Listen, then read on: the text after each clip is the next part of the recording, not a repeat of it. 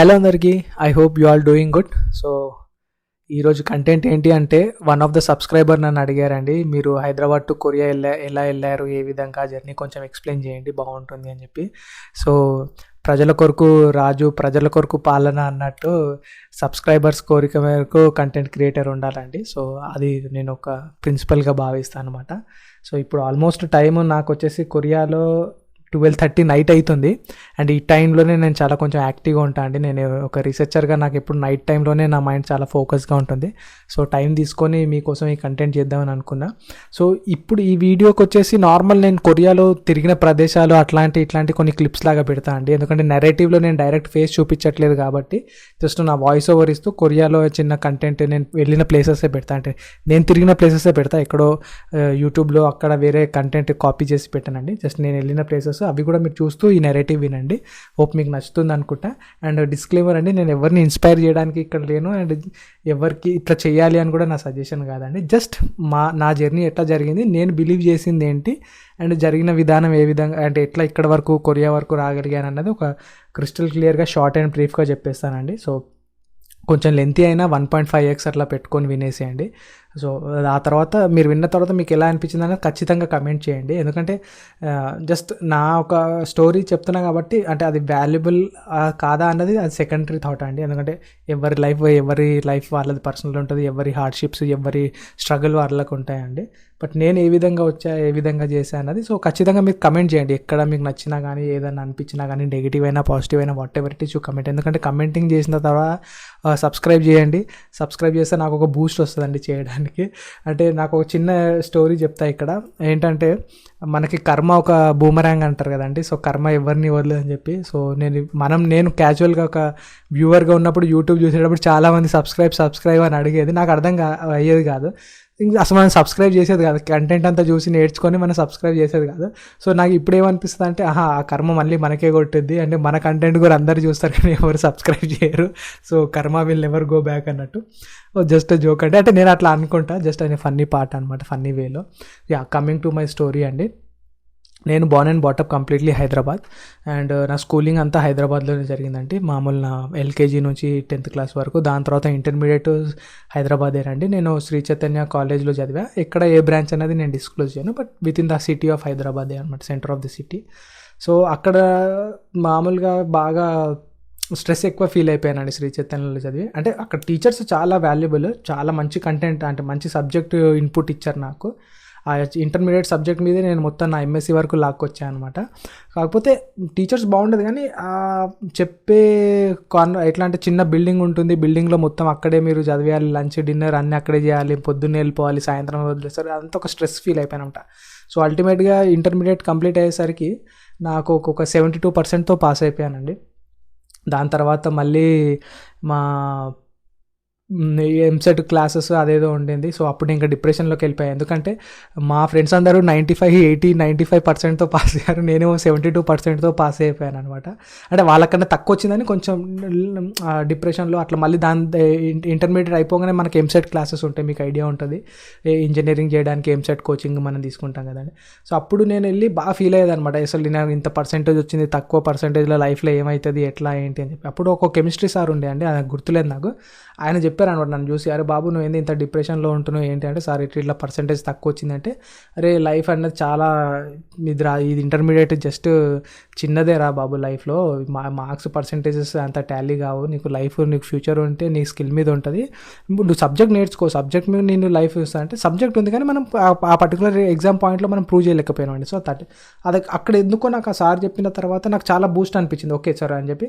ఇంకా అట్లా ఎంసెట్ వెళ్ళేది, సమ్మర్ ఉండేది కదా, అక్కడ బయట కొంచెం తిరగడం రావడం, మళ్ళీ క్లాస్కి వెళ్ళడం, అట్లా ఎంసెట్ రాశానండి. అది కూడా మా ఫాదర్ ఫోర్స్ మీద రాశాను నేను, ఎందుకంటే నాకు అసలు ఇంట్రెస్ట్ ఉండేది కాదు. ఇంకా నేను అప్పుడు ఫిక్స్ అయిపోయి, ఆ కెమిస్ట్రీ సార్ చెప్పినప్పుడు లైఫ్లో మనకు నచ్చింది ఏదో ఒకటి చేయాలి అని చెప్పి. అండ్ ఈ శ్రీ చైతన్యలో చదవడం వల్ల నాకేంటంటే బాగా అంటే ఇట్లా బిల్డింగ్స్లలోకి వెళ్ళి ఇట్లాంటి చిన్న చిన్న కాలేజెస్లో చదవడం అస్సలు నాకు ఇష్టం ఉండేది కాదన్నమాట. ఇంకా మైండ్ బ్లైండ్గా ఫిక్స్ అయిపోయినా. ఎంసెట్ రాసా అంటే ఎక్కడో 2 నానోలు వచ్చే ర్యాంక్ వచ్చింది. మీకు అర్థమైంది కదా, 2 నానోలు అంటే దాదాపు 2 లక్షలు దాటేసింది అనమాట.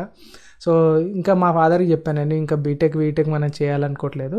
మా ఫాదర్ చాలా ఫీల్ అయ్యారు అనమాట. అంటే మా ఫాదర్ బిలీవ్ చేసింది ఏంటంటే, మనం బీటెక్ చేసి అమెరికా వెళ్ళి అమెరికాలో జాబ్ చేస్తేనే లైఫ్ సెట్ అయినట్టు మా ఫాదర్ ఆ ఉన్న సర్కంఫరెన్స్కి అట్లా ఆలోచించారండి. సో వాళ్ళదేం తప్పలేదు, ఎప్పుడు మన మంచి గురించి ఆలోచించాలనుకుంటారు. కానీ అప్పుడు నేను చాలా బోల్డ్గా ఫిక్స్ అయ్యానండి. ఎందుకంటే నాకు శ్రీ చైతన్యకి థ్యాంక్స్ ఎందుకు చెప్పాలి అంటే, అట్లాంటి ఎన్విరాన్మెంట్ ఇచ్చినందుకు నన్ను చాలా స్ట్రాంగ్ చేసింది అనమాట. లేదు మనం ఇంకా ఈ ఇంజనీరింగ్ కాలేజెస్లోకి వెళ్ళి అక్కడేదో ఇంకా మనకు వచ్చిన ర్యాంక్కి మనం పోయే కాలేజ్కి సంబంధం ఉండదని చెప్పి క్లారిటీ వచ్చేసి వద్దని చెప్పేసి నేను ఇంకా మన డిగ్రీ చేద్దామని ఫిక్స్ అయిపోయానండి.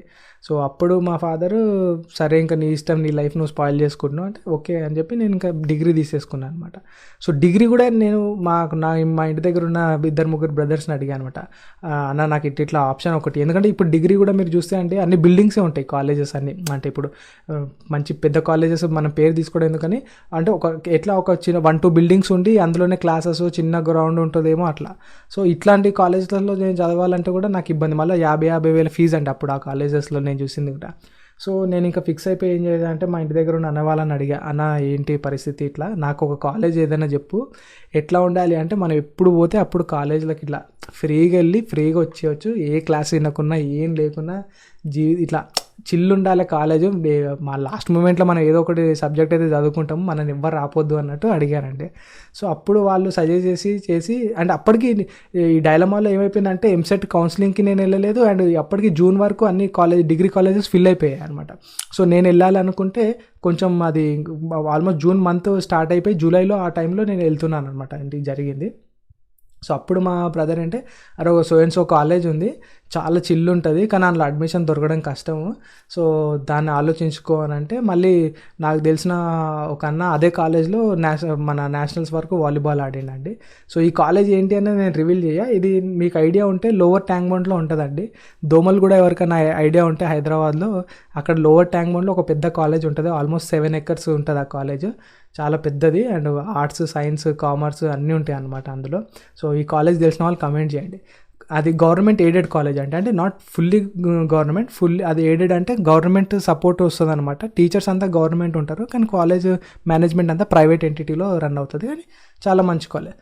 సో ఆ కాలేజ్ ఉంది, మరి నీ ఎడ్యుకేషన్ నువ్వు చూసుకోవాలి అక్కడ, మళ్ళీ ఎడ్యుకేషన్ ఎట్లుంటుందో అంత రెస్పాన్సిబుల్ ఉంటుందో ఉండదో, నువ్వు నీ రిస్క్ తీసుకొని వెళ్తా అంటే వెళ్ళు అని చెప్పారండి. సో మా బ్రదర్ చెప్పా. సో మా ఇంటి దగ్గర ఉన్న అన్న నేషనల్ వాలీబాల్ ప్లేయర్ ఉంటే ఆయనని అడిగితే, ఆయన స్పోర్ట్స్ కోటాలో అక్కడున్న ప్రొఫెసర్ ఒక ఆయన, మన స్పోర్ట్స్ పర్సన్ ఉంటారు కదండి ఆ కాలేజ్కి పీటీ సార్ లాగా ఉంటారు కదా, ఆయనని కన్సల్ట్ అయ్యి ఆయన ఉంది సీట్ ఇప్పిస్తాను నేను. అప్పట్లో నేను వాలీబాల్ ఆడేదండి కొంచెం బేసిక్గా. సో వాలీబాల్ ఆడుతాడు అంటే అక్కడ నుంచి మళ్ళీ ఆ ప్రిన్సిపల్ దగ్గర తీసుకెళ్లారండి. సో అంటే ఇదంతా జూలైలో జరుగుతుందంటే ఆల్మోస్ట్ అడ్మిషన్స్ అన్నీ ఫిల్ అయిపోయినాయి అనమాట. అండ్ ఆ కాలేజ్లో అది సైకిల్ ఉంటుందండి, మీ మెరిట్ బట్టి దాంట్లో ఇస్తారనమాట. సో ఏ కాలేజ్ అన్నది కమెంట్ చేయండి. సో అక్కడికి నేను మా ఫాదర్ని తీసుకెళ్ళి అడ్మిషన్ కోసం వెళ్ళానండి. సో నేను మ్యాథ్స్, ఫిజిక్స్, కంప్యూటర్ సైన్స్ తీసుకుందాం అని అనుకున్నా, కానీ ఆ ప్రిన్సిపల్ దగ్గరికి వెళ్ళేసరికి ఆయన ఏం చేసినంటే మ్యాథ్స్, ఫిజిక్స్, కెమిస్ట్రీ తీసుకోని అన్నాడు. ఎందుకంటే కంప్యూటర్స్ ఆల్మోస్ట్ ఫిల్ అయిపోయింది, అది నాన్ ఎయిడెడ్ కోర్స్ అనమాట, దానికి డబ్బులు మనమే కట్టుకోవాలన్నమాట. సో అప్పట్లో ఆ కంప్యూటర్ ఫీజు వచ్చేసి పర్ ఇయర్ 13,000 ఏమో ఉండేనండి. సో మనకి రియంబర్స్మెంట్ ఏదో వచ్చేది వాళ్ళకి, మా స్టూడెంట్స్కి. సో వాళ్ళు 3,000 ఏమో రియంబర్స్మెంట్ వచ్చేదో, 10,000 మనం కట్టుకోవాలంటే ప్రైవేట్ నాన్ ఎయిడెడ్ కోర్స్ అనమాట. సో ఇక్కడ ప్రిన్సిపల్ వచ్చేసరికి ఏంటంటే ఆయన ఫిజిక్స్ ప్రొఫెసర్ ఉండే అనమాట. ఆయన ఏమంటారంటే, అరే బాబు నువ్వు ఫిజిక్స్ ఇంటర్మీడియట్లో బాగా మార్క్స్ తెచ్చుకున్నావు ఫిజిక్స్, కెమిస్ట్రీ, సో నువ్వెందుకు రిస్క్ తీసుకుంటావు, కెమిస్ట్రీలో కూడా నువ్వు ఇంటర్లో కెమిస్ట్రీ తీసుకున్నావు కదా, మ్యాథ్స్, ఫిజిక్స్, కెమిస్ట్రీ తీసేసుకో అని అన్నాడండి. సో ఆయన ఏంటంటే ఫిజిక్స్ ప్రొఫెసర్ కాబట్టి మ్యాథ్స్, ఫిజిక్స్, కెమిస్ట్రీ బాగుంటుంది అన్నట్టు ఆలోచించిండో నాకు తెలియదు. అండ్ ఆ మ్యాథ్స్, ఫిజిక్స్, కెమిస్ట్రీలోనే సీట్స్ కొన్ని అవైలబుల్ ఉండేయండి, అది ఎయిడెడ్ కోర్స్ అనమాట. సో దాని ఇయర్లీ ఫీజు వచ్చేసి చాలా తక్కువ ఉండే అండి నేను చెప్తా. సో ఆ ప్రొఫెసర్ ఇంకా నేను సర్లే ఆలోచించకుండా ఏదో ఒకటి మనకు సీట్ దొరకాలి కదా ఆ విధంగా అని చెప్పి అక్కడ సీట్ తీసేసుకున్నా అండి. సో మా ఫాదర్ వచ్చారు, సీట్ అడ్మిషన్ దొరికిపోయింది జూలైలో. మా ఫాదర్ చూసి, అరే ఈ కాలేజ్ ఏందో అంతా కొత్తగా ఉంది, ఇక్కడ చదువుతారా లేదా పిల్లలు అని. అందరు గ్రౌండ్లోనే ఉంటారండి, చాలా పెద్ద క్యాంపస్ అది, 7 acres వరకు ఉంటుంది, అందరు గ్రౌండ్లోనే ఉంటారు అనమాట. ఇక్కడ ఎవరైనా చదవరా, నాకేదో తేడా కొడుతుంది, నీ డిగ్రీ వెళ్తుందో వెళ్ళదో డౌట్ ఉందని చెప్పి మా ఫాదర్ ఫస్ట్ టైం ఒకేసారి వచ్చారండి నా లైఫ్లో డిగ్రీ కాలేజ్లో. వచ్చి ఇంకా మా ఫిజిక్స్ డిపార్ట్మెంట్కి వెళ్ళి అక్కడ అడ్మిషన్ తీసుకొని ఫీజు కట్టేయండి అని అన్నారు. అంటే నేను ఫెలోషిప్, స్కాలర్షిప్స్ ఏమి అప్లై చేయనండి, నాకు రాదనమాట. సో నేను డైరెక్ట్గా ఫీజు కట్టేసానండి. సో మా ఫాదర్ ఆల్మోస్ట్ అప్పుడు ఒక 30,000 40,000 తెచ్చుకున్నారు. ఎందుకంటే నేను ఆల్మోస్ట్ వేరే కాలేజెస్ అన్నీ చూసాను కదండి, అక్కడ 50,000 పర్ ఇయర్ ఉండేది. సో మా ఫాదర్కి గవర్నమెంట్ ఎయిడెడ్ అని ఏం తెలియదు అనమాట. సో మా ఫిజిక్స్ సార్ అక్కడికి వచ్చి ఫీజు కట్టేయండి అంటే ఎంత అని అంటే 3,000 రూపీస్ అని అన్నాడు. సో మా ఫాదర్ 3,000 ఇచ్చేసి కట్టేసిండు అనమాట, రిసిప్ట్ ఇచ్చాడు. మా ఫాదర్ ఏమనుకుంటే అది అప్లికేషన్ ఫీజు ఏమో అని అనుకున్నాడు. దాని తర్వాత మళ్ళీ మెయిన్ ఫీజు ఎంత సార్ అంటే ఇదేనండి మొత్తం 1 ఇయర్కి ఫీజు అంటే మా ఫాదర్ షాక్లో వెళ్ళిపోయారు అనమాట. అది ఏంది క్లాసెస్ చెప్తారా మీరు లేదా వీళ్ళు ఇంటి నుంచే చదువుకోవాలని అడిగాడు మా ఫిజిక్స్ సార్ని. లేదండి క్లాసెస్ ల్యాబ్స్ అన్నీ చూపించిండు అనమాట మా సార్కి. అదేంటండి 3,000కి ఈ రోజుల్లో ఏమొస్తుంది అంటే లేదండి ఇది గవర్నమెంట్ ఎయిడెడ్ కాలేజ్, దీంట్లో ఇంతే ఉంటుంది ఫీజు. ఓకే ఇప్పుడు 3,000 తీసుకురా, నెక్స్ట్ ఇయర్ ఎంత అని అడిగాడు. ఆ ప్రొఫెసర్ ఏం చెప్పిండంటే నెక్స్ట్ ఇయర్ 2,500 అండి అని చెప్పిండు. ఆ నెక్స్ట్ ఇయర్ ఎంత అండి థర్డ్ ఇయర్కి అంటే 2,000 రూపీస్ అండి అని చెప్పిండు. సో అట్లా మా ఫాదర్ ఇంకా హోప్స్ వదిలేసిండు అనమాట. వీళ్ళు 3,000 రూపీస్ తీసుకొని డిగ్రీ 1 ఇయర్ చెప్తా అంటారు, ప్రైవేట్ కాలేజెస్లోనేమో 50,000కి తక్కువ లేదు, ఇదేదో తేడా కొడుతుంది అని చెప్పి ఇంకా సరే వీడి ఇష్టం వీడి కర్మ అని చెప్పి వదిలేసిరండి. అది ఒక్కరోజు వచ్చారు, తర్వాత మళ్ళీ ఎప్పుడు రాలేదు. సో అట్లా నా డిగ్రీ అంతా అక్కడ జరిగిందండి ఆ కాలేజ్లో. But it was one of the best decision I have taken in my life అనమాట. ఎందుకంటే ఆ డిగ్రీ కాలేజ్ నాకు లైఫ్ అనేది నేర్పిందండి. ఎందుకంటే అసలు నేను ఒక డీసెంట్ ఫ్యామిలీ నుంచి వచ్చినా, డబ్బుల గురించి అంత ఆలోచించకుండా ఉన్నా కూడా అక్కడ ఏంటంటే నా ఫ్రెండ్స్ అంతా చాలా పూర్ ఫ్యామిలీస్ నుంచి వచ్చారండి. అందరు విలేజెస్ నుంచి వచ్చేటోళ్ళు అనమాట. అంటే అందరు మళ్ళీ మెరిట్, అందరూ 80-90% ఇంటర్లో చదివిన వాళ్ళే. అండ్ అక్కడ వాళ్ళు నాకు నేర్పించింది ఏంటంటే ప్రతి ఒక్కరూ ఒక జాబ్ చేసేటోళ్ళు అండి. అసలు ఇప్పుడు నా ఫ్రెండ్స్ అసలు మార్నింగ్ కాలేజ్కి వచ్చేటోళ్ళు కాదు, ఎప్పుడో ఒకసారి ల్యాబ్ అటెండ్ అయ్యేటోళ్ళు. మళ్ళీ ఏంద్రా మీరు అసలు ఎందుకు రావట్లేదురా అని అంటే నేను జాబ్ చేస్తామా అని చెప్పేవాళ్ళు. ఎందుకు రా అంటే ఇట్లా నా ఫీజు నేను కట్టుకోవాలి, ఇంటికి కూడా డబ్బులు పంపించాలి. ఎంతగా జాబ్ అంటే అప్పట్లో వాళ్ళు బేగంపేటలో కాల్ సెంటర్లో ఏదో జాబ్ చేశారండి. Part time 4 hours 5 hours 2,000-3,000 rupees ఇచ్చేది. సో నేను షాక్ అయ్యాను. నేను ఆ 2,000-3,000 ఒక 1 monthలో నేను ఇట్లా ఒక నార్మల్గా ఖర్చు పెట్టేటోని, వీళ్ళు 1 month అంతా కష్టపడి ఇంత డబ్బులు తీసుకొస్తారా అని చెప్పి అక్కడ నుంచి నాకు ఒక టర్నింగ్ పాయింట్. అంటే నా ప్రతి ఒక్క ఫ్రెండ్ మా క్లాస్లో ఆల్మోస్ట్ 80 స్ట్రెంత్ ఉండేది. ఒక 10 members అంతా ఒక డీసెంట్గా ఉండేటోళ్ళం అనమాట. అంటే మా డబ్బులు మంచిగా డబ్బులు ఉండే అట్లా. బట్ మిగతా అంతా చాలా హార్డ్ వర్కింగ్ వాళ్ళు ఉండేలండి. సో అక్కడ వాళ్ళు నాకు లైఫ్ నేర్పించారండి. సో ఓకే వీళ్ళు డబ్బుల కోసం ఇంత కష్టపడుతుర్రా, లైఫ్ అంటే ఇదా ఇంత అని చెప్పి అక్కడ నుంచి నేను కూడా వాళ్ళని చూసి ఇన్స్పైర్ అయ్యి జాబ్ చేశానండి. నేను బేగంపేటలోకి వెళ్ళి ఇంటర్వ్యూ ఇచ్చి ఒక కాల్ సెంటర్లో సమ్మర్లో జాబ్ చేసి ఒక 10,000 డబ్బులు తీసుకొని మళ్ళీ అట్లా అంటే అక్కడ లైఫ్ నేర్చుకున్నాను. అంటే సమాజం ఏంటి, ప్రపంచం ఏంటి అట్లా. దాంతోపాటు నాకు కాలేజ్లో ఒక బెస్ట్ ఆపర్చునిటీ ఏంటంటే ఎన్సీసీ ఉండేదండి. సో ఎన్సీసీ కూడా జాయిన్ అయ్యా నేను. 2 Andhra air squad and technical ఎన్సీసీలో చేసా, అక్కడ 2 years చేసా. And amazing friends, amazing camps చేసామండి, నేషనల్ క్యాంప్స్ కానీ ఏటీసీ క్యాంప్స్ కానీ. ఎవరైనా ఎన్సీసీ క్యాండిడేట్స్ ఉంటే కమెంట్ చేయండి. That was amazing life. అంటే ఒక ఎక్కడో ఒక చిన్న మా బిల్డింగ్ కాలేజ్లో నుంచి ఒక పెద్ద ప్రపంచం చూసినట్టు అనిపించింది. అంటే హైదరాబాద్లోనే ఇంత ప్రపంచం ఉందా అన్న ఫీలింగ్ వచ్చింది నాకు. సో అక్కడ అట్లా ఆ విధంగా సక్సెస్ఫుల్గా ఎన్సీసీ, నా ఫ్రెండ్స్ ఇవన్నీ జాబులు చేసి ఇదంతా చేసి ఒక పెద్ద ఎక్స్పోజర్ గెయిన్ చేసుకున్నానండి.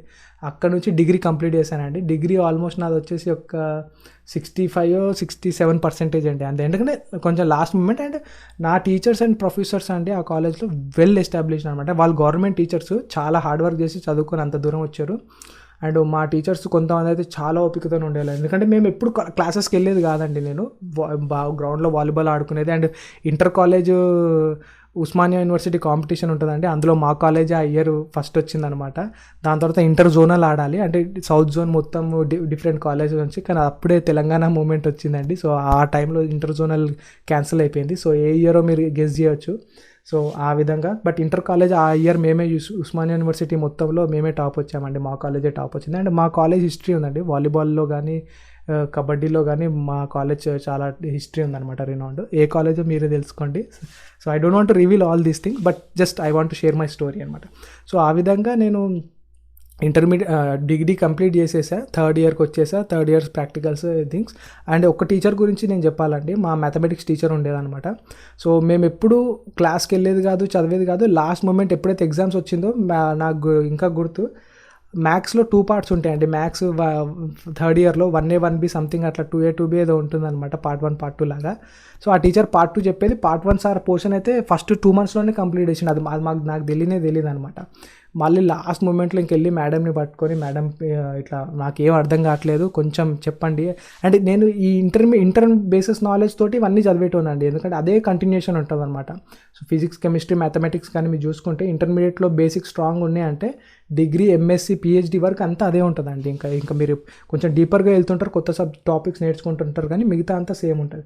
సో ఆ విధంగా నేను ఏం చేశానంటే మేడం దగ్గరికి వెళ్ళి రిక్వెస్ట్ చేశాను, మేడం అసలు మాకు ఏం అర్థం కావట్లేదు, మీరు ఇంకా చెప్పకపోతే మా పని గోవింద ఫెయిల్ అయిపోయేటట్టున్నాము అంటే, అప్పుడు ఆ మేడము చాలా జెన్యున్గా ఉండి, బాబు నేను డిగ్రీ క్లాసెస్ తీసుకునే టైంలో మీకు చెప్పలేను, మీరు ఎప్పుడు చెప్పగలుగుతారంటే నా ఆఫీస్ అయిపోయిన తర్వాత, అంటే 3 o'clock 4 o'clock మా కాలేజ్ అయిపోయిన తర్వాత మీకు చెప్పగలుగుతా. సో 4 o'clock అయిపోయిన తర్వాత ఇక్కడ స్టాఫ్ రూమ్ అయితే వీళ్ళు పెట్టరు, క్లోజ్ చేసేస్తారు. సో మాకు అక్కడ స్పోర్ట్స్ రూమ్ దగ్గర ఒక మర్రి చెట్టు ఉండేదండి, దాని కింద కొంచెం ఒక వరండాలాగా ఉండేది. అక్కడికి ఇంకా మేడం వచ్చి మాకు ఒక 2 weeks 15 days 20 days కంటిన్యూస్గా చెప్పిందండి.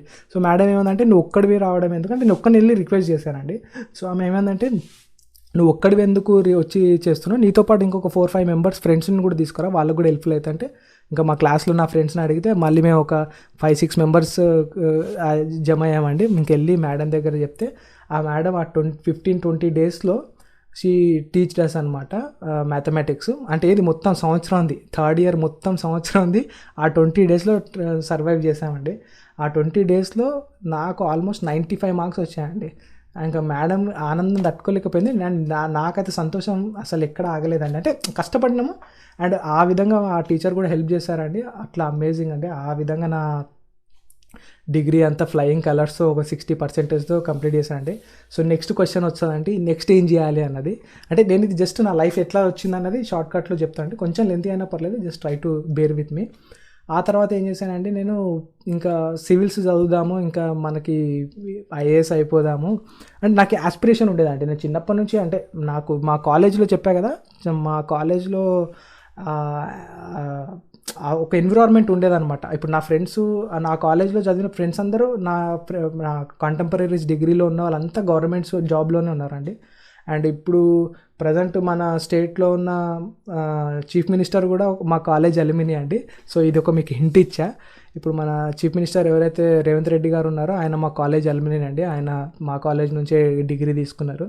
సో మీరు ఇంకా ఐడియా చేసుకోవచ్చు, సెర్చ్ చేసుకోవచ్చు ఏ కాలేజ్ అన్నది. సో ఆ ఒక ఎన్విరాన్మెంట్ ఉండేదన్నమాట మా కాలేజ్లో, మీటింగ్స్ అవ్వడం కానీ, ఒక పొలిటికల్ థింగ్స్ కానీ, లేదంటే ఒక ఫోరమ్స్ కానీ, అవన్నీ కూడా మమ్మల్ని ఆ వైపు ఆలోచించేటట్టు చేసాయండి.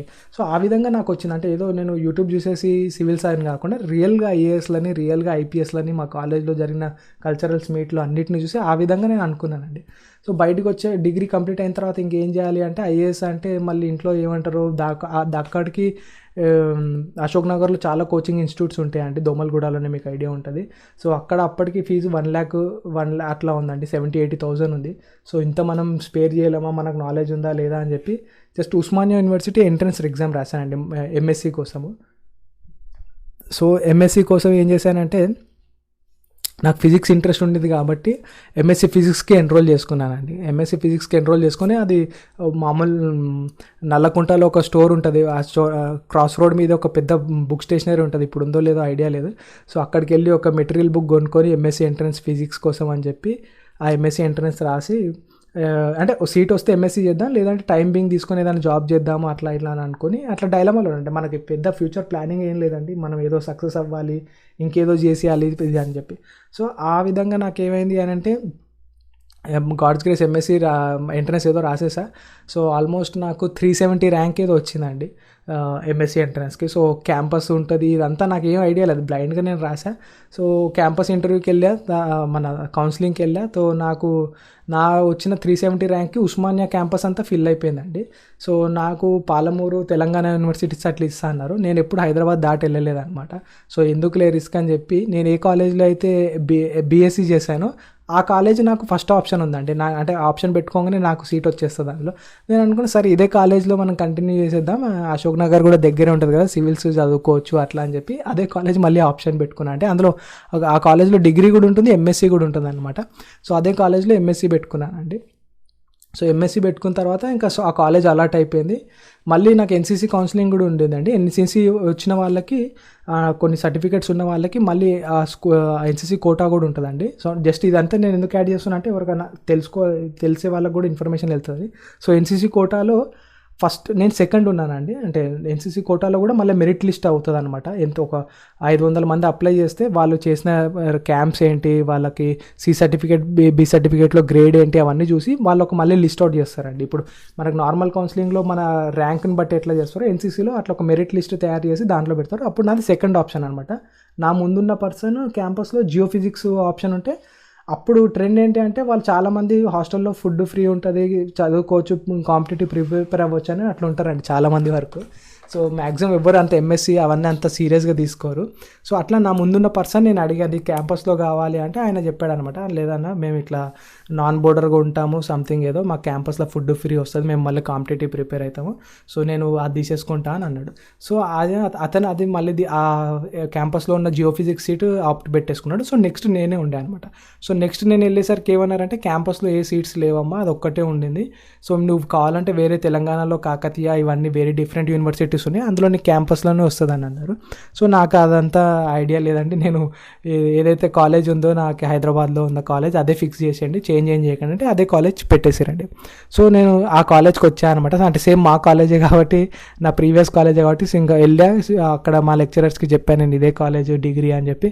వాళ్ళు షాక్ అయ్యారు అనమాట. అంటే అది ఎక్కడ జరగదు కదండి, ఇదే కాలేజ్లో చదువుకున్నాడు, ఇదే కాలేజ్లో ఎంఎస్సికి రావడం ఏంటి, అందులో ఇదంతా కౌన్సిలింగ్ ప్రాసెస్ త్రూ అవుతుంది కదా, డైరెక్ట్ కూడా కాదు కదా.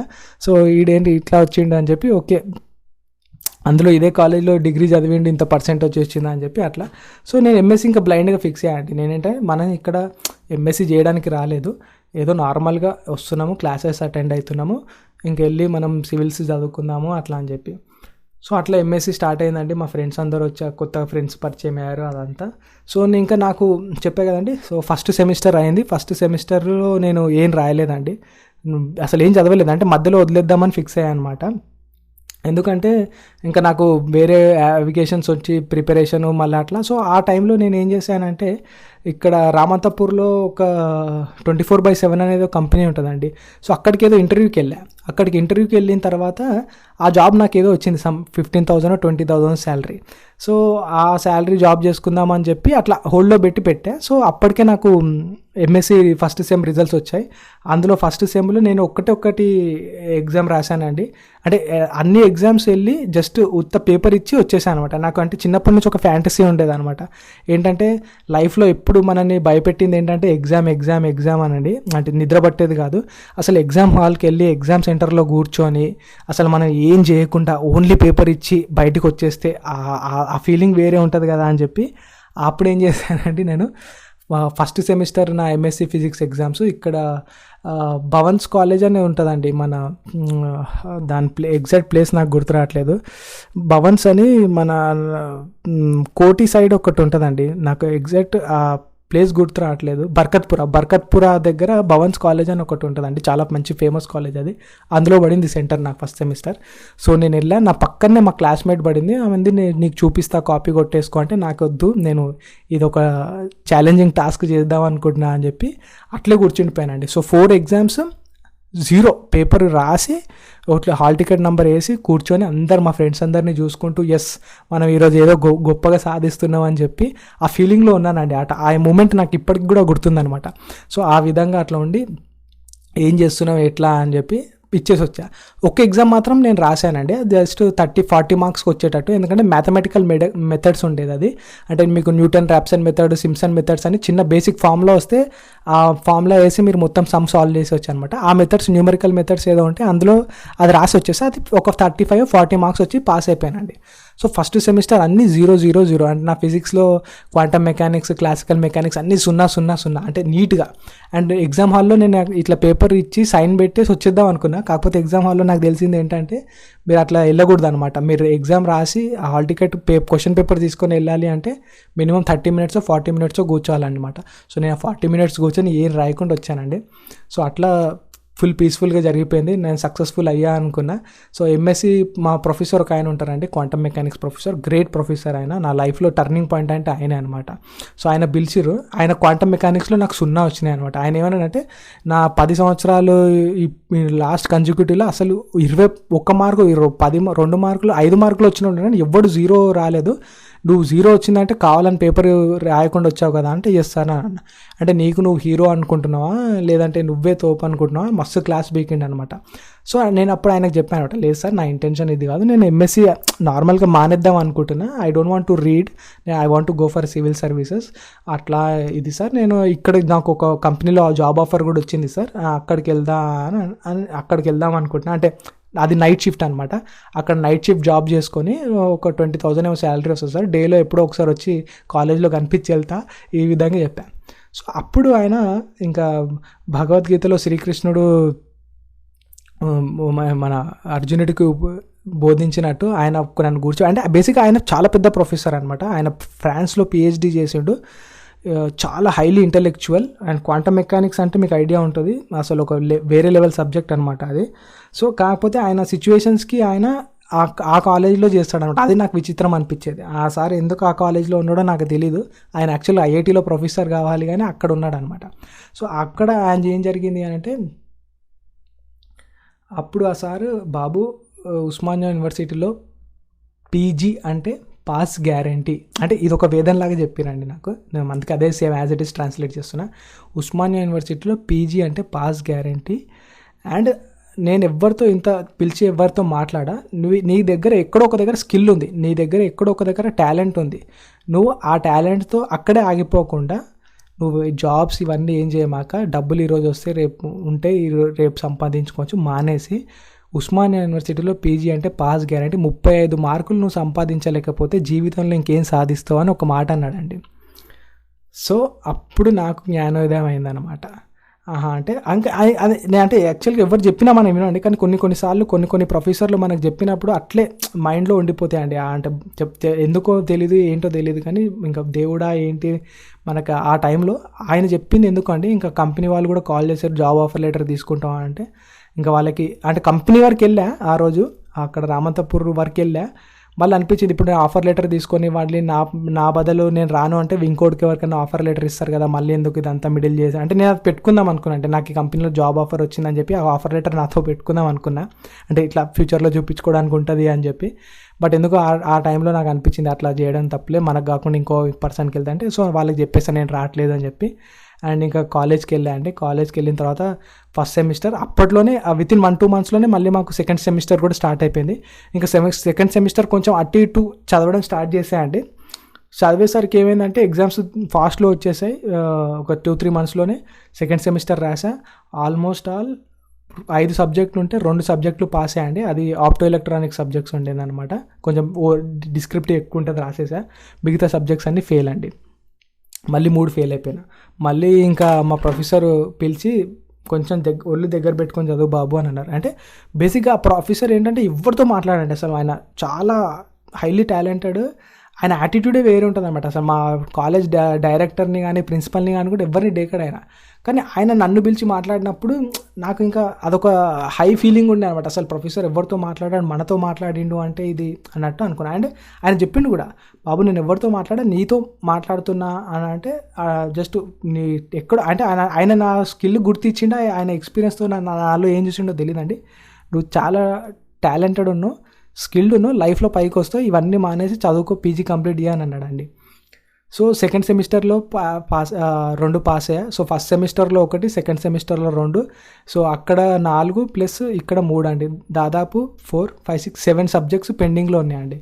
అప్పుడే మా ఫ్రెండ్స్ అందరు నాకు చెప్పింది ఏంటి అంటే, ఒక కాన్సెప్ట్ ఉంటుంది బాబు, నీ అదృష్టం బాగుండి ఒక్క సబ్జెక్ట్ అక్కడ 2 సబ్జెక్టులు ఇక్కడ పాస్ అయినో, లేదు అని అంటే D10 అయిపోతావు అని చెప్పారండి. అంటే నాకు అప్పటివరకు తెలియదు D10 అవుతా అని చెప్పి, నేను ఏదో క్యాజువల్గా చదువుతున్నా. D10 అంటే ఏంటంటే ఇంకా మీరు కాలేజ్కి రావాల్సిన అవసరం ఉండదండి, 2 సెమిస్టర్స్లో మినిమం సబ్జెక్ట్స్ పాస్ అవ్వకపోతే మీరు D10 అయిపోతారు అనమాట అక్కడే. సో అక్కడ D10 అయిపోయారు అని అంటే ఇంకా మీకు కాలేజ్లో ఎంట్రీ ఉండదు అనమాట. సో మీరు ఇంట్లోనే ఉండాలి, మళ్ళీ నెక్స్ట్ ఇయర్ ఎగ్జామ్ వచ్చినప్పుడు ఫీజు కట్టుకొని రాయాలన్నమాట. సో అప్పుడు నాకు భయం అనిపించింది అండి, ఎందుకంటే ఇప్పటివరకు మనం ఇంట్లో కాలేజ్కి వస్తున్నాం, ఏదో మనం చేయాలని చేసుకుంటున్నాం కదా. సో మనం కాలేజ్ రానప్పుడు ఇప్పుడు మన ఇంట్లో వాళ్ళకి ఎట్లా చెప్తాం మనము ఇంకా అని మస్తు భయమైందనమాట. ఎందుకంటే ఇంట్లో బ్యాండ్ బాగా మోగిస్తారు కదండి, ఫీజు కడుతున్నాం, కాలేజ్కి పోతా అంటున్నాం, కాలేజ్కి పోవట్లేదు అని చెప్పి వాళ్ళు అంటారేమో అని చెప్పి అప్పుడు నాకు కొంచెం భయం కలిగిందండి, రియలైజ్ అయినా. సో అప్పుడు ఆల్మోస్ట్ 7 సబ్జెక్టులు ఉన్నాయి. మళ్ళీ ఈ సబ్జెక్ట్స్ ఎప్పుడు నెక్స్ట్ ఇయర్ మా జూనియర్స్తో మేము రాయాలండి, మనకి ఇమీడియట్గా ఉండదు అనమాట. మీకు ఉస్మానియా సైకిల్ తెలిసి ఉంటే, సో ఇప్పుడు ఎట్లయిందో చేంజ్ అయిందో నాకు తెలియదు, కానీ మళ్ళీ మీరు మా జూనియర్స్ ఎప్పుడైతే ఫస్ట్ ఇయర్కి వస్తారు కదండి, వాళ్ళతో పాటు నేను మళ్ళీ ఎగ్జామ్స్ అన్నీ రాయాలండి. సో అప్పుడే ఇమీడియట్గా థర్డ్ సెమిస్టర్ వచ్చిందనమాట. సో థర్డ్ సెమిస్టర్కి చాలా కష్టపడి ఇంకా మనం ఎట్లాగో తీయాలి అని చెప్పి నా ఫ్రెండ్స్ అందరూ, అంటే నేను క్లాసెస్కే అసలు నా ఎంఎస్సి మొత్తం క్లాసెస్లో ఒక్క బుక్ కూడా కంప్లీట్ లేదండి. అంటే నేను ఒక చిన్న వైట్ పేజెస్ బుక్ తీసుకొని నా ఎంఎస్సి మొత్తం కంప్లీట్ చేశాను అనమాట. సో నా మిగతా మెటీరియల్ నోట్స్ అంతా నా ఫ్రెండ్సే ఇచ్చేవాళ్ళు అనమాట. So always grateful to them. So వాళ్ళు ఇంకా పెట్టి ఈ సబ్జెక్ట్ ఇది ఇట్లా చదవాలి ఇది అని చెప్పి, సో సంభవ్ థర్డ్ సెమిస్టర్ రాసామండి. ఇంకా థర్డ్ సెమిస్టర్ అయిపోయింది. అందులో మళ్ళీ దాదాపు ఒక సబ్జెక్టు 2 సబ్జెక్టులో ఫెయిల్ అండి, 3 పాస్ అయ్యా, 2 ఫెయిల్ అయ్యా. సో 7, 8, 9 మొత్తం 9 సబ్జెక్టులు అండి. ఇప్పుడు ఫోర్త్ సెమిస్టర్లో నేను ఏం చేయాలి అంటే ఈ ఫోర్త్ సెమిస్టర్ 5 సబ్జెక్టులు ప్లస్ బ్యాక్లాగ్ ఉన్న 9 సబ్జెక్టులు అండి. సో మీరు అర్థం చేసుకోవచ్చు. సో ఈ దగ్గర 7, 8, 5 ఇన్ని సబ్జెక్టులు ఉన్నాయండి, కంప్లీట్గా రాయాలన్నమాట. అండ్ ఉస్మానియాలో ఏంటి అంటే మీరు ఒక్క సబ్జెక్ట్ ఫెయిల్ అయినా ఆ సంవత్సరం ఆగిపోద్ది, మళ్ళీ వచ్చే సంవత్సరమే మళ్ళీ మీరు కంప్లీట్ చేసుకోవాలండి. సో నేను నా మిత్రుడు ఒకడు ఉండేడండి, వాడిది కూడా దగ్గర 9 సబ్జెక్టులు. ఇంకా మేము అనుకున్నాం ఇంకా ఈ యుద్ధం గెలవాలంటే మనం ఇంకా వీరోచితమైన పోరాటం చేయాలి, లేదు అంటే మనకు కష్టం అవుతుంది అని చెప్పి అప్పుడు మా ఫ్రెండ్ వాడు మా ఇంటికి వచ్చేదనమాట. మా మమ్మీ ఇంకా వాడికి నాకు అన్నం పెట్టి ఇంకా డే అవుట్ నైట్ అంతా వాడు బాగా చాలా టాలెంటెడ్ అండి. నేను ఫ్రాంక్లీ స్పీకింగ్ నేనేంటో ఏదో అట్లా చదివేసి లాస్ట్ మూమెంట్లో క్యాచప్ చేసుకుంటా, కానీ వాడు మొత్తం నోట్స్ అంతా అర్థం చేసుకొని దాని అంతా ప్రిపేర్ చేసుకొచ్చి మళ్ళీ వాడే కోటికి వెళ్ళి జిరాక్సులు తీసుకొని నాకు కావాల్సిన టెక్స్ట్ బుక్లు, ఆప్టో ఎలక్ట్రానిక్స్ బుక్లు అన్నీ ఎక్కువ దొరకవండి, కోటిలోనే దొరుకుతాయి అనమాట. అది మనం ఫుట్పాత్ మీద అన్నీ వెతుక్కోవాలి. ఇప్పుడంటే అంతా ఆన్లైన్ ట్రెండ్ అయిపోయింది, కానీ ఆ రోజుల్లో ఆ కోటిలో బుక్ దొరకాలంటే కూడా కష్టం. ఇంకా ఎవరినో ఒకరిని పట్టుకొని అన్న ఈ బుక్ కావాలంటే వాడు 100 షాపులన్నీ కాల్ చేసి కనుక్కొని అట్లా 600, 700కు ఆ బుక్ నాకు కొనిచ్చిండండి మా ఫ్రెండ్. సో ఇప్పటికీ నా దగ్గర మా ఇంట్లో పెట్టుకున్నాను అనమాట. ఆ డబ్బులు వాడికి ఇవ్వలేదు, వాడి మెమరీ కింద వాడు నా ఎంఎస్సిలో వాడు నాకు హెల్ప్ చేసినందుకు అని చెప్పి అట్లా. సో ఆ విధంగా వాడు ఇంకొచ్చి ఇంకా నేను మా ఫ్రెండ్ ఇంకా మేము ఈ ఈస్ట్ పార్ట్ ఆఫ్ హైదరాబాద్లో ఉంటే వెస్ట్ పార్ట్లో మా సెంటర్ పడ్డదండి, చాలా లాంగ్. దగ్గర కుకట్పల్లి దగ్గర ఏదో ఉంటుందండి, నాకు ఎగ్జాక్ట్ గుర్తొస్తలేదు. అక్కడ 2 థియేటర్స్ ఉంటాయి, దాన్ని ఏమంటారండి అది, నాకు ఇది ఒక ప్రాబ్లం అండి, నేను చాలా వరకు పేర్లు మర్చిపోతుంటా, సారీ. సో దాన్ని ఏదో అంటారండి, కుకట్పల్లి కొంచెం ముందు వై జంక్షన్ దగ్గరకు ముందే అక్కడ 2 థియేటర్స్ ఏదో ఉంటాయండి, స్వర్ణకళ, చంద్రకళ అట్లాంటి థియేటర్స్. ఆ గల్లీలో ఒక కాలేజ్ అనమాట, అక్కడ పడింది. సో నేను మా మిత్రుడు డైలీ, అంటే మా క్లాస్మేట్లు అందరూ 4th సెమిస్టర్ ఎగ్జామ్స్కి వస్తే మేము 3rd సెమిస్టర్కి వెళ్ళేటోళ్ళం, 1st సెమిస్టర్కి వెళ్ళేటోళ్ళం, 2nd సెమిస్టర్కి వెళ్ళేటోళ్ళం. సో మా జూనియర్లతో అంటే మాకు ఇంకేందంటే బ్రేక్ ఉండేది కాదు. ఈరోజు 1st సెమిస్టర్ రాసినామంటే నెక్స్ట్ డే 2nd సెమిస్టర్, మళ్ళీ దాంతో 3rd సెమిస్టర్, దాంతో 4th సెమిస్టర్. మా ఫ్రెండ్స్ అందరికీ 4 రోజుల గ్యాప్ వస్తే మేము ఇంకా డైలీ వెళ్ళి 9 సబ్జెక్టులు కంటిన్యూస్గా రాసినామండి సక్సెస్ఫుల్గా, గాడ్స్ గ్రేస్. ఇంకా ఒక రూల్ ఏంటి అంటే ఉస్మానియాలో మీరు మ్యాక్సిమం 9 సబ్జెక్టులు ఒక్కసారి రాస్తున్నారు అంటే ఒక్కటన్నా ఆగిపోతుందన్న ఒక నమ్మకం అండి, అంటే అది హిస్టరీ కాలేజ్లో. సో ఆ రోజు రిజల్ట్స్ డే రానే వచ్చింది, మా ఫ్రెండ్స్ అందరూ చాలా టెన్షన్లో ఉన్నారు. అందరూ నా రిజల్ట్ గురించి చాలా ఆస్పిరేషన్లు ఉన్నాయి. అంటే మనం కొంచెం హై లెవెల్ అండి కాలేజ్లో, అంటే వాలీబాల్ ఆడి మా ఎంఎస్సి టీంకి నేను 2 సార్లు కప్ గెలిపించా.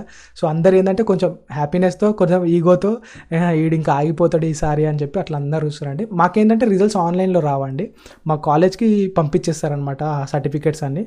సో సర్టిఫికేట్స్ మన కాలేజ్లో అక్కడ ఆఫీస్ రూమ్లోకి వెళ్ళి చూసుకోవాలి.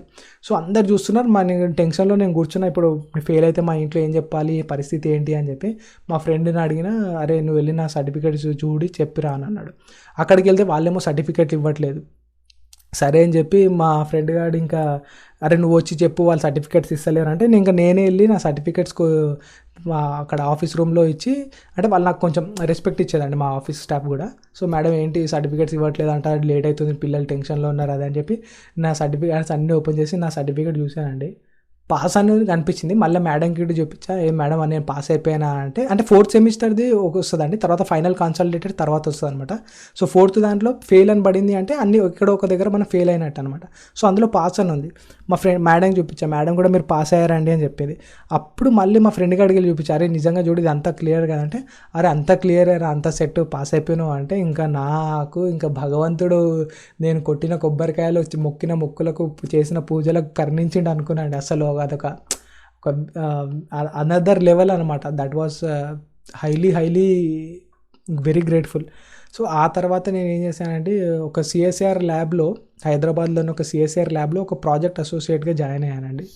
అండ్ అక్కడ జాయిన్ అయిన తర్వాత అక్కడ నాకు ఒక ఆపర్చునిటీ వచ్చిందనమాట. అంటే నాకు ఆ టైంలో చెప్పా కదా సివిల్స్ ఐఏఎస్ అనుకున్నా, కానీ మన జీవితంలో సిచ్యువేషన్స్ ఎటు నుంచి ఎటు టర్న్ అయితే తెలియదు. సో ఆ పాయింట్ ఆఫ్ టైంకి నాకు ఒక ఇమీడియట్ జాబ్ కావాలండి. సో దానికోసం నేను ఎక్కడ ఎంఎస్సి చదువుకొని టీచింగ్ టీచింగ్ వెళ్దామా అనుకున్నా, మరి నాకు ఎందుకో టీచింగ్ నచ్చలేదు. సో మనకి ఎక్కడో ఒక దగ్గర డబ్బులు కావాలి, ఏం చేయాలి అంటే అక్కడ ఆ ప్రాజెక్ట్ అసోసియేట్ అంటే ప్రాజెక్ట్ అసిస్టెంట్ లాగా పడితే పొజిషన్ వెళ్ళి అప్లై చేశానండి, సెలెక్ట్ అయిపోయా. అండ్ అక్కడ ఒక ప్రొఫెసర్ నాకు తీసుకున్నారు. అంటే ఆ సిఎస్ఆర్ ల్యాబ్స్లో మనం రియల్ టైం ప్రాజెక్ట్స్ కింద వర్క్ చేస్తామండి. అంటే యాక్చువల్ ఇప్పుడు వాళ్ళు ఒక వాటర్ క్లీన్ టెక్నాలజీ సాల్వ్ చేస్తున్నారన్నా, లేదా అర్త్క్వేక్ మానిటరింగ్ చేస్తున్నారన్నా, లేదా ఒక కెమికల్ రియాక్షన్ తీస్తున్నారన్నా, లేదా ఒక జెనెటిక్ ఇన్ఫర్మేషన్ కనుక్కుంటున్నారన్నా, గవర్నమెంట్ నుంచి ఫండింగ్ వస్తుంది. అట్లాంటి ప్రాజెక్ట్స్లో మనం ఆ పర్టికులర్ సైంటిస్ట్కి మనం హెల్ప్ చేయాలండి, ఎక్స్పెరిమెంట్ పెట్టడంలో కానీ అట్లా. సో అట్లా నాకు ఒక గొప్ప ప్రొఫెసర్ దొరికారండి. చెప్పే కదా ఎంఎస్సిలో, బీఎస్సీలో ఒక మా మ్యాథమెటిక్స్ ప్రొఫెసర్, ఎంఎస్సీలో మా క్వాంటమ్ మెకానిక్స్ ప్రొఫెసర్ నా లైఫ్ టర్నింగ్ చేంజ్ చేసింది. పిహెచ్డీకి వచ్చాక ఈ ప్రొఫెసర్ దొరికారండి. And is very very great person. IIT కాన్పూర్లో మా ప్రొఫెసర్ పిహెచ్డీ అయిందనమాట. అండ్ ఆ ల్యాబ్లో ఆయన రినౌండ్ సైంటిస్ట్ అండ్ రీసెర్చ్లో తోప్ అనమాట. సో ఆ ప్రొఫెసర్, నేను ఏదో జస్ట్ జాబ్ కోసం జాయిన్ అయ్యా, ఆయన మళ్ళీ ఎక్కడో నా దగ్గర ఏదో స్కిల్ చూసారండి. అది నాకేందో నా టాలెంట్ ఏందో నాకు తెలియదు, కానీ ఆయన ఏమన్నారంటే, బాబు నువ్వు టాలెంటెడ్ ఉన్నావు, నువ్వు వదిలేయకు, నువ్వు పిహెచ్డీ చేసుకో, ఇక్కడ నీకు పిహెచ్డీ ఆపర్చునిటీ ఉంటుంది, సో నువ్వు కన్వర్ట్ చేసుకొని పిహెచ్డీ చేసుకున్నారండి. సో నాకు పిహెచ్డీ గురించి జీరో నాలెడ్జ్ అండి, అసలు నాకు ఏమీ తెలియదు, అసలు రీసెర్చ్ అంటే ఏంటి తెలియదు. నేను ఏదో డబ్బులు వస్తాయని చెప్పి వెళ్ళాను అనమాట. సో కానీ ఆ ప్రొఫెసర్ అక్కడ చూసి, నీ దగ్గర స్కిల్ ఉంది, సమ్వేర్ నువ్వు లైఫ్లో పైకి వస్తావు, పిహెచ్డీ చేసుకున్నారండి. సో దానికోసం సిఎస్ఆర్ నెట్, యూజీసీ నెట్ ఇవి ఉంటాయండి, అవి రాయాలన్నమాట. సో మా ప్రొఫెసర్ నాకు టైం ఇచ్చి అవి రాసుకోనట్టు. నాకేమో పిహెచ్డీ చేయాలని ఇంట్రెస్ట్ ఉండేది కదా, ఎంతసేపు వద్దు ఏదో కొన్ని రోజులు డబ్బులు వస్తాయి అంటే, వాస్తవం చెప్తున్నా అండి, ఫ్రాంక్గా చెప్తున్నా, కొంచెం లెంతీ అయిపోయి ఉండొచ్చు, కాకపోతే మీకు యాక్చువల్గా స్టోరీ చెప్పడానికి చెప్తున్నా. సో అండ్ ఇంతసేపు మాట్లాడుతున్నా అంటే మీకోసం అండి ఎఫర్ట్, సో దయచేసి బేర్ చేయండి, సారీ టు ట్రబుల్ యూ. లేదా కొంచెం పాజ్ చేసి మీ పనులన్నీ చేసుకొచ్చి మళ్ళీ వినండి.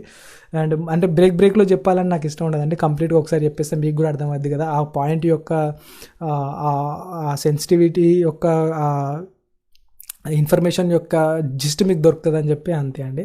సో అప్పుడు ఏం జరిగిందంటే, ఇంకా ఆ విధంగా నేను చూసి ప్రొఫెసరు, నేను నెట్ రాస్తున్నా, నాకు ఇంట్రెస్ట్ లేకుండా, సేమ్ మా ఫాదర్ ఎట్లయితే ఎంసెట్ రాయించారో అట్లే వెళ్ళి రాసేటోని అనమాట. మా ప్రొఫెసర్కి చెప్పేటోని, రాలేదు సార్. నేను యాక్చువల్ చదివేటోని కాదనమాట, చదవకుండా వెళ్ళి రాసేటోని, ఒక హార్డ్ వర్క్ చేసా సార్, రాలేదు సార్ అని చెప్పి. సో అప్పుడు మా ప్రొఫెసరు 1-2 ఇయర్స్ అక్కడ పనిచేసిన తర్వాత, బాబు కొంచెం సీరియస్గా తీసుకో, నువ్వు చేయగలుగుతావు అని అంటే, నేను ఎప్పుడు ఏం చెప్పేది అంటే మా ప్రొఫెసర్కి, సార్ నేను ఉస్మానియా యూనివర్సిటీలోనే పిహెచ్డీ చేయాలనుకుంటున్నా, ఇంకా వేరే ఎక్కడ కూడా నేను చేయాలనుకోవట్లేదు అదేం చెప్పేటాను అనమాట. అంటే మా ప్రొఫెసర్ సిఎస్ఆర్ నెట్ అట్లా క్లియర్ చేసుకొని ఐఐటీస్కి వెళ్ళి అక్కడ పిహెచ్డీ చేయబాబు అనేటోళ్ళు అనమాట. సో నాకు అంత ఇంట్రెస్ట్ లేదనమాట, ఏదో హైదరాబాద్లో చిన్న జాబ్ వచ్చినా పీస్ఫుల్గా ఉండామన్నట్లు ఆలోచించేటోనండి. సో నేను ఎప్పుడు కూడా 2 ఇయర్స్ నుంచి నేను ఉస్మానియాలో పిహెచ్డీ ఉస్మానియాలోనే పిహెచ్డీ చేస్తాను సార్, నాకు ఇంట్రెస్ట్ అట్లా ఇట్లా అని. ఎందుకంటే నా నమ్మకం ఏంటంటే, ఉస్మానియాలో పిహెచ్డీ పొజిషన్స్ క్యాలెండర్ నోటిఫికేషన్ చాలా లేట్గా పడుతుందండి, అది పడ్డా ఎగ్జామ్ అయ్యి కండక్ట్ అయ్యి అదంతా వచ్చేసరికి చాలా టైం పడుతుంది అనమాట. సో అక్కడ ఎక్కడ కూడా పాసిబిలిటీ లేదు మీరు ఉస్మానియాలో పిహెచ్డీ చేసే స్కోప్ ఒక 4-5 ఇయర్స్ వరకు. కానీ నా అదృష్టం ఏంటంటే, ఎప్పుడైతే నేను 1 ఇయర్ నుంచి అట్లా ఉస్మానియాలో చేస్తా అంటే టక్కున నోటిఫికేషన్ పడిందండి ఆ ఇయర్ పిహెచ్డీ కోసం. అది మా ప్రొఫెసర్కి తెలిసింది, నాకు తెలిసింది. అప్లై చేయన్నారు, అప్లై చేసా, ప్రిపేర్ అవ్వు, ఎగ్జామ్ రాయన్నారు, ఎగ్జామ్ రాసా. సో ఉస్మానియాలో కూడా ఎంట్రన్స్ ఉంటుందండి పిహెచ్డీకి. ఆ ఎంట్రన్స్ రాసి ఏదో నార్మల్గా నాకు వచ్చిన సబ్జెక్టే ఏదో వెళ్ళి పెట్టేసి వచ్చానండి. అది నా లక్కి నేను పాస్ అయిపోయాను. అంటే తెలియదండి, విధి రాత మీకు ఎట్లా ఉంటే, మీరు మట్టి పట్టుకున్న బంగారం అయిపోద్ది అంటారు, లేదా అరటిపండు తిన్న పన్నీరిగిపోతుంది అన్నట్టు. నేను అది ఉస్మానియా నార్మల్గా రాసొచ్చా అండి. నాకు మంచి మెరిట్‌లో ర్యాంక్ వచ్చిందనమాట. ఇంకా వాళ్ళు ఇంటర్వ్యూకి పిలిచారు. ఇంటర్వ్యూకి వచ్చి ఇంటర్వ్యూ ఇవ్వండి అని మనం వెళ్ళి అక్కడ ప్రజెంటేషన్ ఇవ్వాలండి ఉస్మానియాలో. అండ్ రినౌండ్ ప్రొఫెసర్స్ ఉంటారు ఫిజిక్స్ డిపార్ట్మెంట్‌లో. అక్కడికెళ్ళి మా ఫిజిక్స్ డిపార్ట్మెంట్‌కెళ్ళి మనం అక్కడ మన రీసెర్చ్ ఏంటి, ఏం చేయాలనుకుంటున్నాం ఒక సినాప్సిస్ అంతా ఇవ్వాలండి. సో నేను వెళ్ళి నార్మల్గా నాకు తోచింది చేసింది ఇచ్చేసి వచ్చా అండి. అండ్ లక్కీగా ఉస్మానియాలో నాకు సీట్ ఇచ్చేసారండి పీహెచ్డీ కోసం. అండ్ కొంతమంది చాలామంది కళ అంటే పిహెచ్డి చేయాలి, అందులో ఉస్మానియాలో ఫిజిక్స్ డిపార్ట్మెంటే చాలా రినౌండ్ అండి అట్లా. కానీ నా అదృష్టానికి ఏంటంటే నేను ఏదో నార్మల్గా వెళ్ళి అట్లా ఇచ్చొచ్చా అండి. అంటే వచ్చేసింది, సీట్ వచ్చేసింది నాకు. అండ్ ఇది ఎక్కడ కూడా నేను ఎగ్జాజరేట్ చేయట్లేదండి, జరిగిన వాస్తవం చెప్తున్నాను. సో తర్వాత ఏంటంటే సిఎస్ఆర్లో కూడా ఒక ఆపర్చునిటీ వచ్చిందండి అప్పుడే. అంటే ఏంటంటే మీరు సిఎస్ఆర్ ల్యాబ్స్లో కూడా పిహెచ్డి రిజిస్ట్రేషన్ చేసుకోవచ్చు. సో అప్పటికి నాకు ఒక 2-3 సైంటిఫిక్ పేపర్స్ ఉన్నాయండి. ఉస్మానియా ఇంటర్వ్యూ ఇచ్చేటప్పటికే నాకు ఒక రీసెర్చ్లో 2 సైంటిఫిక్ పేపర్స్ ఉన్నాయి. సో సైంటిఫిక్ పేపర్స్ ఏంటి అంటే మనం చేసిన రీసెర్చ్ని మనము ఇంటర్నేషనల్ జర్నల్స్లో పబ్లిష్ చేస్తామండి అట్లా. సో అక్కడ నాకు 2 పేపర్స్ ఉండేసరికి ఉస్మానియాలో సీట్ వచ్చేసింది. ఇంకా మనం జాయిన్ అయిపోవడమే పిహెచ్డి కోసము. అండ్ వర్క్ ఇక్కడ సిఎస్ఆర్ ల్యాబ్స్లో చేస్తామండి. ఉస్మానియాలో మనము రిజిస్ట్రేషన్ చేసుకుంటాం అన్నమాట. అంటే డిపార్ట్మెంట్కి అప్పుడప్పుడు వెళ్ళి మన ప్రోగ్రెస్ అంతా మన ప్రొఫెసర్తో మనం చూపించుకొని రావాలన్నమాట. సో ఆ విధంగా జరిగిందండి. సో కానీ నాకు ఇక్కడ సిఎస్ఆర్ ల్యాబ్స్లో కూడా మనకి పిహెచ్డి ఆపర్చునిటీ ఉంటే అక్కడ అప్లై చేశానండి. అక్కడ ఇంటర్వ్యూ ఉంటుంది, అక్కడికి వెళ్ళి ఇంటర్వ్యూ ఇచ్చా.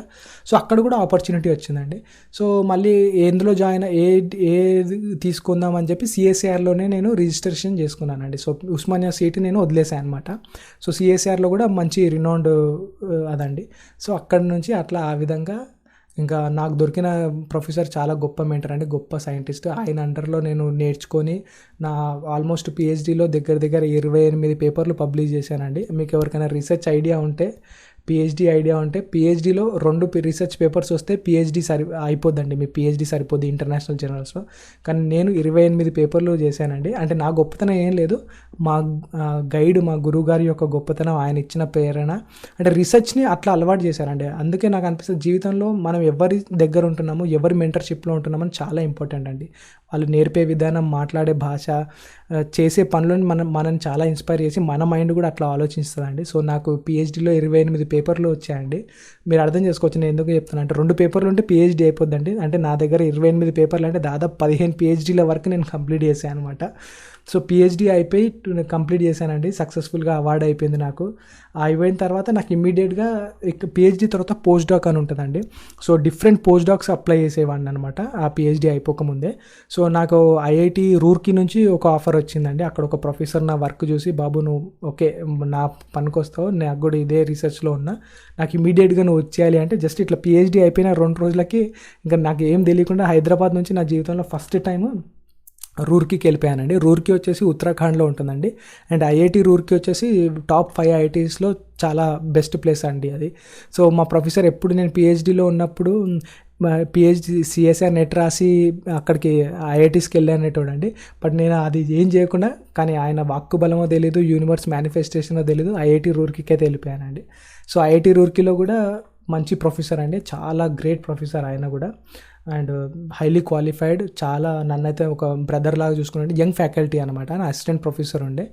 సో యంగ్ ఫ్యాకల్టీ నన్ను చాలా బాగా దగ్గర ఉండి చూసుకుని. అండ్ ఐఐటి క్యాంపస్లో అది ఐఐటి రూర్కీ గురించి చెప్పాలంటే it's one of the oldest IIT అండి. దాదాపు 175 ఇయర్స్ అయింది. అండ్ అక్కడ బ్రిటిష్ వాళ్ళు చాలా రోజులు నివసించారు. చాలా మూవీస్లో కూడా మీకు ఐఐటి బిల్డింగ్ అనిపిస్తుంది. అక్కడ జేమ్స్ థామ్సన్ బిల్డింగ్ అని ఉంటుందండి. ఆల్మోస్ట్ అది 175 ఇయర్స్ ఓల్డ్ అనమాట. అండ్ బ్రిటిష్ పరిపాలనలో వాళ్ళు అక్కడ నిర్మించారనమాట. అండ్ అమేజింగ్ ప్లేస్ అంటే రూర్కీ కూడా.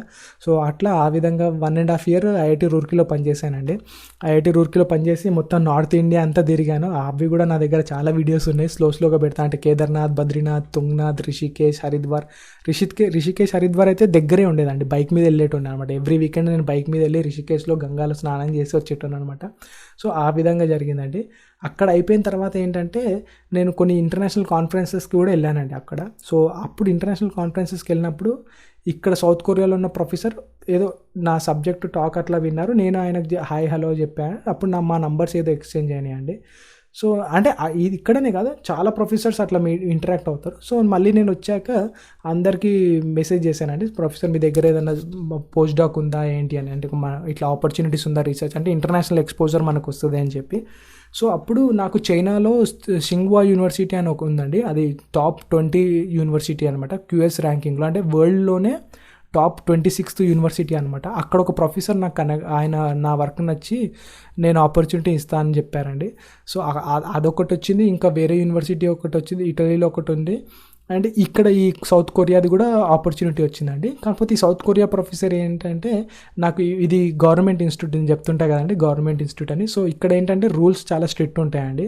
సో మీరు ఇమీడియట్గా మీరు ఇంటర్వ్యూ ఇచ్చిన వితిన్ 1 monthలో జాయిన్ అయిపోవాలన్నమాట. సో నేను ఇంటర్వ్యూ అక్కడ రూర్కీలో ఉన్నప్పుడు 1 month బిఫోర్ ఇంటర్వ్యూ ఇచ్చానండి. అండ్ నాకు ఇమీడియట్గా ప్రొఫెసర్ నాకు జాబ్ కూడా కన్ఫర్మ్ చేసేసి, అంటే మొత్తం గవర్నమెంట్ ఇన్స్టిట్యూట్లో పెద్ద ప్యానెల్తో అవుతుందండి. సో ఆ ప్యానెల్ అంతా నా ఇంటర్వ్యూ బాగుంది, బాగా చెప్పాడు అని చెప్పి సక్సెస్ అని చేసి నాకు జాబ్ ఆపర్చునిటీ కూడా ఇచ్చేసారండి. సో యాజ్ ఎ రీసెర్చ్ సైంటిస్ట్గా. సో అక్కడ రూర్కీ ప్రొఫెసర్కి చెప్తే కూడా లేదు నువ్వు వెళ్ళు, మా రూర్కీ ప్రొఫెసర్ పిహెచ్డి వచ్చేసి నేషనల్ యూనివర్సిటీ ఆఫ్ సింగపూర్ అండి, అది చాలా పెద్ద యూనివర్సిటీ, తోప్ యూనివర్సిటీ అనమాట. సో అక్కడ నుంచి ఆయన వచ్చి ఐఐటి రూర్కీలో ప్రొఫెసర్ అయ్యారు. సో ఆయన అన్నారు ఇంటర్నేషనల్ ఎక్స్పోజర్ ఇంపార్టెంట్ నీకు, ఖచ్చితంగా వెళ్ళు అని చెప్పి ఆయన నాకు రిలీవింగ్ ఇచ్చి ఐఐటి నుంచి డైరెక్ట్ 1 day లాస్ట్ డే అక్కడ ఉంటే నెక్స్ట్ డే డైరెక్ట్ ఇంకా కొరియాలో జాయిన్ అయిపోయానండి. ఇక్కడ కూడా టైం లేదు, చాలా స్పీడ్గా వచ్చేయమన్నారు, చాలా స్పీడ్గా వచ్చేసి ఇంకా కొరియాకి వచ్చి జాయిన్ అయిపోయానండి. సో ఆ విధంగా నేను హైదరాబాద్ నుంచి కొరియా వరకు వచ్చానండి. సో ఇక్కడ నేను జస్ట్ టైం ఎట్లా ఫ్లై అవుతూ ఏ విధంగా ఉంది ఆ విధంగానే ముందుకు రావడం జరిగిందండి. సో దానికి మించి నేను పెద్దగా అయితే ఏం చేయలేదు. అండ్ ఇక్కడ నేను చెప్పాలనుకుంటుంది ఒకటే అండి, ఏంటి అంటే లైఫ్లో ఎప్పుడు ఓపెన్గా ఉండండి, ఆపర్చునిటీస్ ఎప్పుడు ఎట్లా వస్తాయో మనకు తెలియదు. అండ్ వచ్చినప్పుడు మీ డిసిషన్ స్కిల్ అనేది ఇంపార్టెంట్ అండి. ఇప్పుడు ఎందుకంటే నేను ఫస్ట్ ఎంఎస్సి వద్దనుకున్నాను, కానీ ఎంఎస్సి కంప్లీట్ చేశాను. దాని తర్వాత ఎంఎస్సి బదులు తర్వాత పిహెచ్డి ఇదంతా వద్దు అనుకున్నాను, కానీ పిహెచ్డి చేశాను. దాని తర్వాత ఇక్కడ పోస్ట్ డాక్ ఇవన్నీ సరే అప్లై చేస్తూ వస్తే లేదు అని అనుకున్నాను. బట్ మీ ఆపర్చునిటీ, మీ లక్ ఆర్ మీ హార్డ్ వర్క్ ఎప్పుడు మిమ్మల్ని నాక్ చేస్తుందో తెలియదండి. సో ఆల్వేస్ బీ ఓపెన్, అంటే నేను ఇదే చేస్తా ఇదే చేయను అని అట్లా ఉండకుండా ఓకే ఏది వస్తే అది చేద్దాము అన్నట్టు ఉండండి. సో నేను అదే విధంగా ఓపెన్ మైండ్తో ఆపర్చునిటీస్ తీసుకున్నానండి. అండ్ కొరియాకి వచ్చి కూడా ఆల్మోస్ట్ 2 years అవుతుంది. అండ్ మా ప్రొఫెసర్ ఇస్ ప్రపంచంలోనే చాలా హైలీ రినౌండ్, అంటే నా ఏరియా ఆఫ్ సబ్జెక్ట్లో, నా ఏరియా ఆఫ్ ఫీల్డ్లో మా ప్రొఫెసరే వరల్డ్ 1 or 2 అనుకోండి, అంత పెద్ద రీసెర్చ్ ల్యాబ్ అనమాట మాది. సో ఇప్పుడు ప్రపంచం నుంచి వేరే సైంటిస్టులు అందరూ వచ్చి మాతో వర్క్ చేస్తారండి. సో ఆ విధంగా ఇప్పుడు శాలరీ కూడా బాగానే ఇస్తారు, research life peaceful mind. And మా ప్రొఫెసర్ ఏదున్నా కొరియాలో నాకు అన్ని సమకూర్చి పెడతారండి. అండ్ మీరు తెలుసు కదా నాకు కొరియాలో వెజిటేరియన్ని అయినా కూడా నేను ఇంత హ్యాపీగా ఉండగలుగుతున్నా. అండ్ అందులో నేను కొరియా మాట్లాడను, అసలు ఏం చేయను కూడా, అయినా కూడా ఇక్కడ వరకు ఉన్నాను అంటే అట్లా life is an open mind అండి. సో మీరు ఎప్పుడు ఏమవుతారో మీకు తెలియదు. అండ్ ఎప్పుడు కూడా మీరు మిమ్మల్ని అండర్ ఎస్టిమేట్ చేసుకోకండి, అయ్యో మేము ఇక్కడే చేసాం. చూడండి మీరు ఇప్పుడు నా హోల్ జర్నీలో మీరు చూస్తే ఎక్కడో హైదరాబాద్లో ఒక చిన్న మారుమూల గవర్నమెంట్ కాలేజ్లో ఒక 65% బీఎస్సీలో, ఒక 67% ఎంఎస్సీలో తీసుకొచ్చి పిహెచ్డీలో ఫ్లయింగ్ కలర్స్తో ఒక 30 papers పెట్టుకొని, అండ్ ఐఐటి రూర్కీ లాంటి గొప్ప ఇన్స్టిట్యూట్కి వెళ్ళి అక్కడ మనం రీసెర్చ్ చేసి అక్కడ ఐఐటి రూర్కీలో ఒక 4-5 papers పబ్లిష్ చేశానండి నేను రీసెర్చ్వి. మళ్ళీ అక్కడ నుంచి సౌత్ కొరియా వచ్చి ఇక్కడ ఒక 4-5 papers పబ్లిష్ చేశాను. సో అంటే ఇక్కడ నేను చెప్పాల్సింది ఏంటంటే, నేను ఏదో చేశాను సాధించానని చెప్పట్లేదు, నేను నిమిత్తుని మాత్రమే. మీకు ప్రపంచంలో మీ తల్లిదండ్రుల ఆశీర్వాదం, భగవంతుడి ఆశీర్వాదం, మీ గురువుల ఆశీర్వాదం ఎక్కడో ఒక దగ్గర మిమ్మల్ని పూజ చేస్తుందండి. అది ఖచ్చితంగా నేను బిలీవ్ చేస్తాను. అండ్ మీరు యాస్పిరేషన్ చేయండి, లైఫ్లో ఇది అవ్వాలి అనుకొని ఖచ్చితంగా అవుతారండి. పాజిటివ్గా ఆలోచించండి, పాజిటివ్గా మాట్లాడండి, అండ్ ఖచ్చితంగా మీరు ఎప్పుడు లైఫ్లో ఏదైనా జరగవచ్చండి. సో ఆల్వేస్ రెడీగా ఉండండి ఆపర్చునిటీ గ్రాప్ చేసుకోవడానికి. సో అదండి నా లైఫ్ జర్నీ. అండ్ కొరియాలో ఉన్నాను, ఇంకా ఇప్పుడు కూడా ఇండియాకి వెళ్ళి అక్కడ కొన్ని ల్యాబ్స్లో సైంటిస్ట్గా జాయిన్ అవుదాం అనుకుంటున్నాను అండి. చూస్తా, అంటే లైఫ్ ఎట్లా తీసుకెళ్తో తెలీదు. ఇంకా నేను భగవంతుని నమ్ముతా, యూనివర్స్ని నమ్ముతా అండి. Because being a physics student everything is energy. So మీరు పాజిటివ్గా ఆలోచిస్తే పాజిటివ్ జరుగుద్ది, నెగిటివ్గా ఆలోచిస్తే నెగిటివ్ జరుగుద్దండి. మేనిఫెస్టేషన్ పవర్ మీకు ఐడియా ఉంటుంది. సో ఆ విధంగా జరిగిందండి. మీకు ఎలా అనిపించింది సో నా జర్నీ? సో నేను ఎప్పుడెప్పుడు వద్దు వద్దు అనుకున్నదే నాకు వస్తా అని వచ్చిందండి. సో నా ఫ్రెండ్స్ అందరూ ఐఏఎస్ ప్రిపేర్ అయ్యారండి. కొంతమంది రైల్వేలో అక్కడిక్కడ జాబ్ కొట్టారు, కొంతమంది క్రాస్ కనెక్షన్స్లలో ఐఏఎస్ ఐపీఎస్ అయిన వాళ్ళు కూడా ఉన్నారండి. బట్ ఇంకా మనం అవ్వకపోయాము. బట్ ఇప్పుడు ఆ థాట్ లేదండి. ఇప్పుడు మన రీసెర్చ్లో చేస్తున్నాము అండ్ యూట్యూబ్ కూడా స్టార్ట్ చేసాము. బట్ లైఫ్లో ఏదొస్తే దాంతో వెళ్ళడమేనండి, రిగ్రెట్స్ ఉండకూడదు. Yes, whatever we are doing, whatever we achieved, ఒకరికి ఇది ఒక పెద్ద అందని ద్రాక్ష, కానీ మనకు దొరికింది అంటే దీంతో హ్యాపీ ఉండడం, ముందుకు వెళ్ళడమేనండి. ఈరోజు మనము డిఫరెంట్ యూనివర్సిటీస్లలో, డిఫరెంట్ కంట్రీస్లలో పెద్ద పెద్ద ప్రొఫెసర్స్తో మనకు అంటే మా మీటింగ్స్ అవుతాయి, మనం కాంటాక్ట్లో ఉంటాం. సో మనం ఎప్పుడూ ఆస్పైర్ చేయలేదు కదండి, ఒక చిన్న గవర్నమెంట్ కాలేజ్లో చదివి ఇంత దూరం వచ్చి ఇన్ని రీసెర్చ్ చేసి ఇక్కడ దాకా వస్తామని మనం అనుకోం కదండి. సో ఆ విధంగా లైఫ్ ఎప్పుడు ఎట్లా టర్న్ అవుతుందో తెలియదండి. Just always be positive, pray to God, మీ తల్లిదండ్రులను గౌరవించండి, మీ గురువులను గౌరవించండి, మీ మెంటర్స్ని గౌరవించండి. ఖచ్చితంగా మీరు సక్సెస్ఫుల్ అవుతారండి. And really very very very very sorry అండి, ఇంత లాంగ్ ఒక 50 నిమిషాలు నేను మాట్లాడతా అని కూడా నాకు తెలీదు. అండ్ మీకు బోరింగ్గా అనిపించిందో, ఆస్పైరింగ్గా అనిపించిందో, ఎట్లా అనిపించిందో నాకు తెలియదండి. అనుకుంటే గుడ్ అని కమెంట్ చేసేయండి. అండ్ ఆల్మోస్ట్ 50 మినిట్స్ అయింది. I wish you good luck, all the best. And ఈ వీక్ పోస్ట్ చేస్తానండి. అండ్ వీడు చూసే వీడియో అంతా ఏదైనా కొరియన్ కంటెంట్ ఉండొచ్చు, అది చూస్తూ ఇది వినండి. God bless you all, take care, bye.